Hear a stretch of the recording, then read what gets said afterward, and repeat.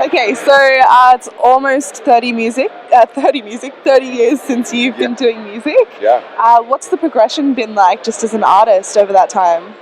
It's funny. I still feel like I'm just getting started.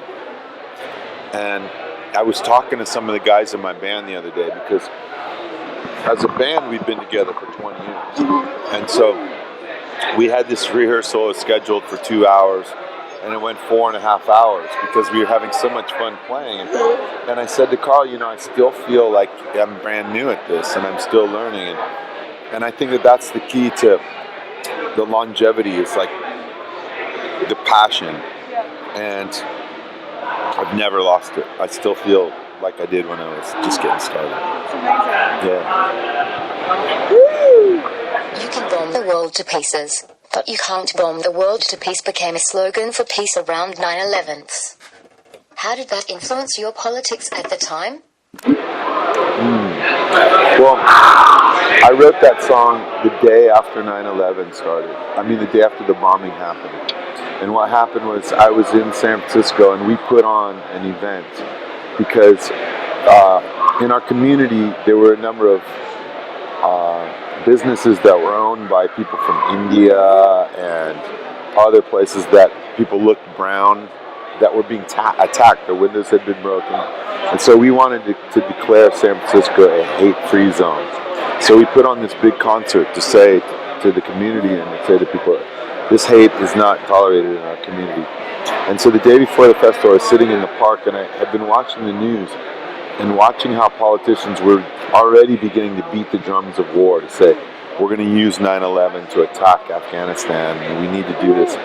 And so I sat there and I said, you can bomb the Twin Towers, you can bomb Afghanistan, you can bomb Iraq, you can bomb everywhere, but you can't bomb the world to peace. Because the sons and daughters of whoever is killed become the next warriors. They become the next attackers. So we have to find other ways of doing it. So I guess to answer your question, how did it influence my politics at the time? I think that I was really, challenged in that time to become a voice for peace, because in our country, no one was really speaking out in support of not going to war. Everyone was talking about war. And so for the first time, it's one thing to speak about it, and it's another thing to go to the wars and be in places. So I went to Iraq. I played music on the street for people in 2004 for Iraqi civilians, as well as for U.S. soldiers. And being there, I saw many sides. I met soldiers who had signed up on September 12th, right after September 11th, the day after. And I met Iraqi civilians who were doing everything they could to create peace. I met people in Israel and Gaza, the same thing. And I realized in the end of it that you don't have to make a decision between countries, but you can make a decision to be on the side of the peacemakers. And there's peacemakers in every country. Blues Fest is a real family event. There's people who have brought their children from the ground up to Blues Fest year after year, and you're a father yourself.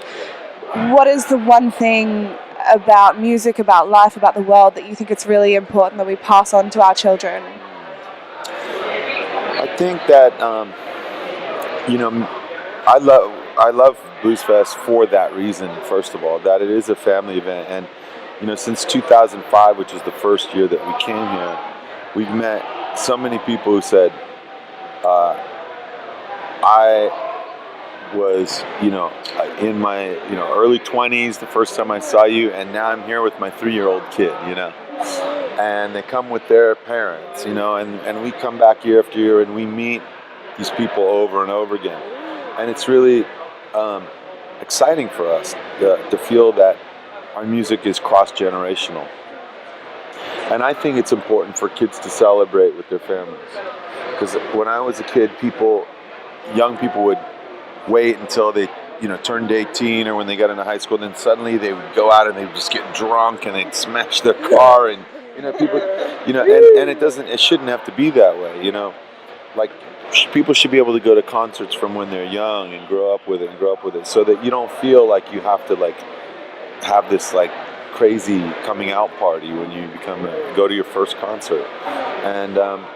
And finally, I think that the power of music is really in that it brings people together. It brings people together of all different walks of life, different cultures, different life experiences, and I guess that ultimately is the message that I want. You are a public advocate for peace. What's your hope for the future? You know, my hope for the future in terms of peace is that we will start being as proactive to prepare for peace as we are to prepare for war. So right now, you know, there's militaries all over the world who are training, who are building weapons, who are arming themselves for the worst case scenario. I want us to prepare ourselves for the best case scenario, to invest in people, invest in education, invest in healthcare, invest in economic development in nations that need help. You know, forgive foreign debt for struggling nations. You know, I want to see that so that people, if people have a job and they have clean water and clean food and access to education and healthcare, they're a lot less likely to strap on a bomb onto their body and walk into a supermarket. And I feel like that's the sort of proactive, you know, anti-war today. And you're a creator not just in regards to music, but you've created your own record label, Boo Boo Wax, the Do It For Love Foundation, all of these charitable musical aspects. How do they meld together for you in life? Well, I really believe that my life in music and my activism, so to speak, are not two different things. You know, I believe that all companies should have a triple bottom line of like making sure that people are taken care of well, and making sure that there's profits generated for the company, and that there's a giving back component to what they do. And I feel like that's the wave of the future, is that entrepreneurs and people who are establishing businesses will make that giving back component be a part of the business model for what they do. You come up with the concept of the Soulshine Yoga experience. So the Soulshine Yoga experience, Marlena, was something that just happened organically. I started practicing yoga every day on tour, and it was a way to just get my body to be more relaxed, to get my mind to be more relaxed. And traveling as much as I do in planes and cars and stuff, I was feeling really wrecked, you know.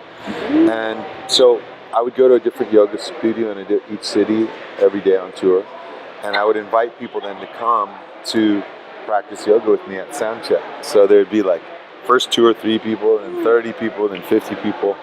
Then eventually it grew into bigger and bigger crowds. So we started to just make it a bit more organized. And we called it Soulshine because I believe that, like Duncan was saying on stage today, Duncan Peake, a great yoga teacher, he was saying that the most powerful force on earth is the human heart on fire. And when someone feels like passion and someone feels love, they will go to incredible lengths to make a difference. And that's what happens when we practice yoga. We learn to live with an open heart. We learn to not live in this place of fear or discontent or self-hatred. We learn to love ourselves. We learn to be open to others. We learn to live with that open heart and that passion. And that's why we call it Soulshine, and that's why we do it. Yeah. And I guess just finally, what do you think it is about Blues Fest that has yourself and just so many amazing artists coming back year after year? Well, I think that the main thing is just the people who come to Blues Fest are great fans. Like today I saw this great mariachi band that was performing. Yeah, Mariachi El Bronx. You know, and it's like, if you think, oh, is this band going to be on, you know, Australian Idol or American Idol, or is this band going to be like on the top of the pops or the radio or whatever? You know, perhaps not. But it just goes to show that great music always rises up, and that people there were loving it as much as if they were watching, you know, some famous, you know, pop star, and perhaps even more, because it was so authentic. and so real, and people were doing it with so much love. And I think that that's what keeps the artists coming back, and it's what keeps the fans coming back, is that authenticity in music and these incredible experiences that are put together through millions of individual person hours that are put into this event, from people packing their own car to get here, to the organizers of the festival booking bands and creating this infrastructure, to all the thousands of volunteers that help to put it on. There are millions of person hours that go into making this great. Great. Yeah. Thank you. Thank you. Thank you very much.